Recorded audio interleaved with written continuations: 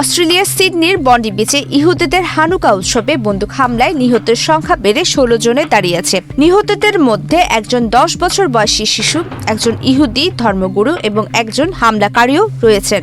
অস্ট্রেলিয়ার পুলিশ সোমবার জানিয়েছে এই বর্বরচিত হামলার পেছনে বাবা ছেলে জড়িত ছিল। গত প্রায় 30 বছরের মধ্যে এটি অস্ট্রেলিয়ার সবচেয়ে ভয়াবহ বন্দুক সহিংসতা।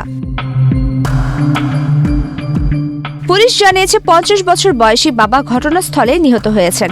এর ফলে মৃতের সংখ্যা বেড়ে 16 হয়েছে। অন্যদিকে তার 24 বছর বয়সী ছেলে বর্তমানে গুরুতর অবস্থায় হাসপাতালে চিকিৎসাধীন। স্থানীয় সংবাদ মাধ্যমগুলো ও রাষ্ট্রীয় সম্প্রচার মাধ্যম এবিসি জানায়, হামলাকারী বাবা ও ছেলেকে যথাক্রমে সাজিদ আকরাম ও নাভিদ আকরাম হিসেবে চিহ্নিত করা হয়েছে। পুলিশ এই হামলাকে একটি সুনির্দিষ্ট ইহুদি বিরোধী আক্রমণ বলে বর্ণনা করেছে।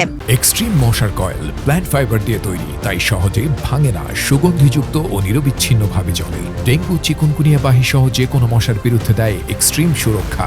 এই ঘটনায় 40 জন হাসপাতালে চিকিৎসাধীন রয়েছেন, যাদের মধ্যে 2 জন পুলিশ কর্মকর্তা গুরুতর কিন্তু স্থিতিশীল অবস্থায় রয়েছেন। নিহতদের বয়স 10 থেকে 87 বছরের মধ্যে ছিল।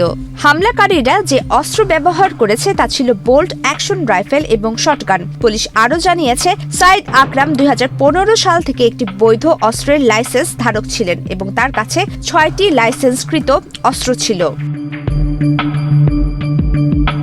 অস্ট্রেলিয়ার প্রধানমন্ত্রী অ্যান্থনি আলবানিজ এই আক্রমণকে জাতির জন্য এক অন্ধকার মুহূর্ত এবং শুদ্ধ শয়তানের কাজ হিসেবে বর্ণনা করেছেন।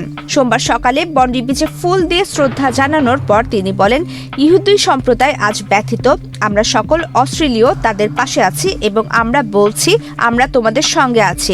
ইহুদি বিদ্বেষ দূর করতে যা যা করা দরকার আমরা তাই করব। প্রত্যক্ষদর্শীরা জানান, জনাকীর্ণ সৈকতের পাশের একটি ছোট পার্কে প্রায় 10 মিনিট ধরে হামলা চলে।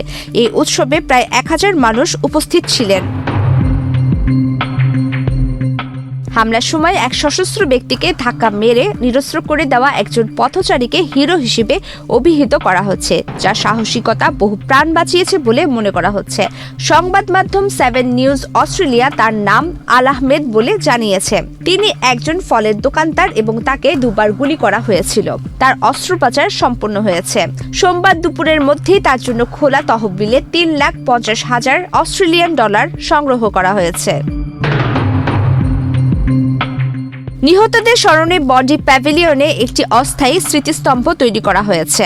লন্ডন এবং নিউ ইয়র্ক সহ বিশ্বের বহু শহরগুলো বন্ডি হামলার পর তাদের হ্যানুকা ইভেন্টগুলোর নিরাপত্তা জোরদার করেছে।